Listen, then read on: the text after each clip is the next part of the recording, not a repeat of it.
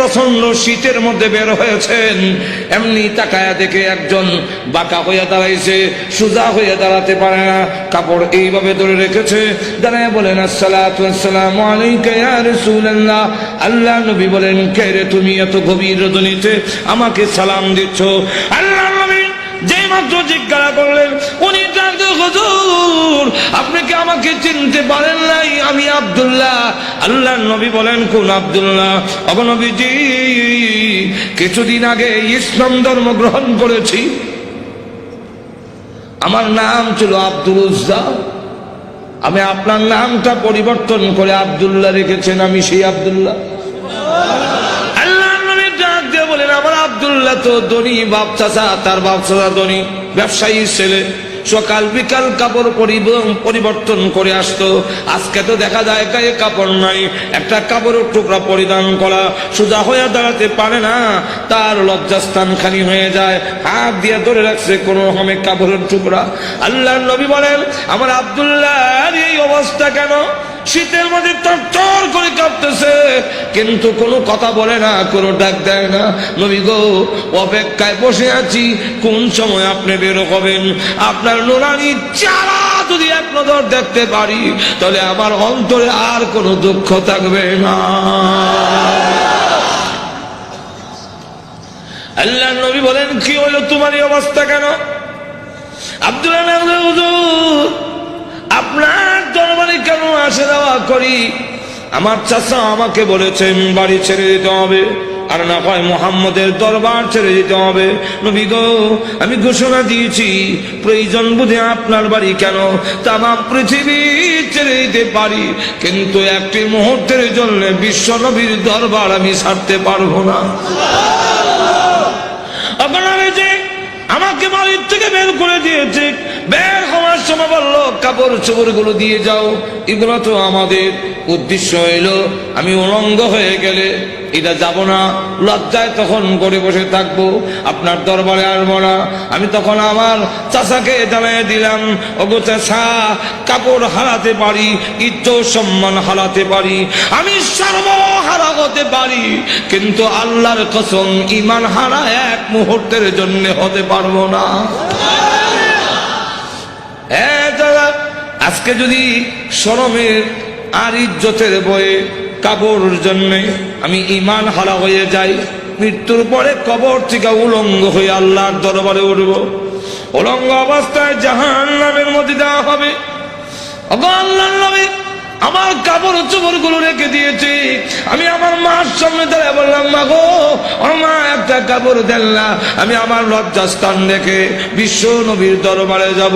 ওগো মা, একটা নজর যদি আল্লাহর নবীকে দেখতে পারি, তাহলে আমার মনে আর কোনো ব্যথা থাকবে না। এই বলে হুজুর আমার মা একটা কাপড় দিয়েছেন, কোন রকমের লজ্জাস্থান রেখে আপনার হুজুরের সামনে এসে বসে আছি। কোন সময় আপনি বের হবেন, আপনার চেহারা মুবারক একটা নজর দেখার জন্য বসে আছি। নবীজি তার করুণ কাহিনী শুনে বিশ্ব নবী পর্যন্ত চোখের পানি রাখতে পারলেন। আল্লাহ নবী ডাক দিয়ে বলেন, আব্দুল্লাহ আমার ঘরে আয়, হুজুরের শরীফে আয়, এই নে আমার ব্যবহারের দুইখান কাপড় তোরে দান করলাম।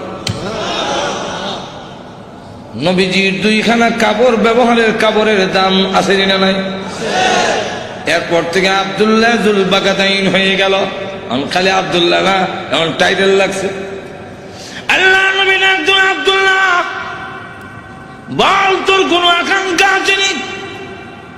আব্দুল্লাহ হুজুর দুনিয়ার কোনো আকাঙ্ক্ষা নাই, আপনার কাছে আমার একটা দরখাস্ত। নবীজি আপনি বলেছেন শাহাদাতের মরণ হইলে মরণের কষ্ট হয় না, আপনি বলেছেন শাহাদাতের মরণ হইলে কবর গেলে মুনকার নাকির আসে না, আপনি বলেছেন শহীদ হয়ে মরলে কিয়ামতের মাঠে কোনো হিসাব কিতাব হবে না, বিনা হিসাবে জান্নাতে যাবে। তাই আমার দরখাস্ত, ওগো নবীজি আপনি আল্লাহর কাছে বলুন আমার শাহাদাতের কামনা যেন মহান আল্লাহ কবুল করে নেন। নবীজি দোয়া করে দিলেন, দোয়া রসুলের দোয়া, হাত উঠাইতে দিদি আর তোদের কবুল হইতে আল্লাহ নবী বিশ্ব নবী রাহমাতুল লিল আলামিন দোয়া করে দিলেন। এখন আব্দুল্লাহর জন্য দোয়া কেমন কবুল হয়ে গেছে। তবুকের যুদ্ধে গেলেন, কিন্তু তবুকের যুদ্ধটা হইল না, ফিরে আসবেন। আব্দুল্লাহ রাস্তার মধ্যে অসুস্থ হয়ে গেলেন, সেখানে তিনি ইন্তেকাল করলেন। আল্লাহ নবী ঘোষণা দিয়েছেন, আল্লাহর রাস্তায় যখন মানুষ বের হয়ে যায়, রাস্তায় মারা গেল, শাহাদাতের সওয়াব তাকে দেওয়া হয়। আমার আব্দুল্লাহকে গোসল দাও, কাফন পরাও, আমি নিজে জানাজার নামাজ পড়াবো। নবীজি নিজে জানাজার নামাজ পড়াইয়া লাশ যখন কবরের দিকে নিয়ে যায়, নবীজি পিছনে পিছনে যায়। কবরের পার গেলে পড়ে ডাক দিয়ে বলে, সাহাবীরা রে, কেউ কবরে নামবে না, আমি তার কবরে নামবো। নবীজি আব্দুল্লাহ রাদিয়াল্লাহু আনহুর কবরে নামে দুই কান হাত উপর দিকে বলে দিয়ে বলেন, রে আব্দুল্লাহ, সাহাবীরা দে লাশটা আমার হাতে দে। একটু জোরে কর না, দে আমার আব্দুল্লাহর লাশ আমার কোলে ছেড়ে দে। নবীজির কোলে ছেড়ে দিলে নবীজি এইভাবে লাশটা উপর দিকে উঠাইয়া আকাশের দিকে তাকায় বলে, আল্লাহ, আমি আব্দুল্লাহর প্রতি খুশি, তুমিও খুশি হয়ে যাও। আল্লাহ, এখন আব্দুল্লাহর লাশটাকে আমার কোল থেকে তোমার রহমতের কোলে আমি স্থানান্তর করতে চাই।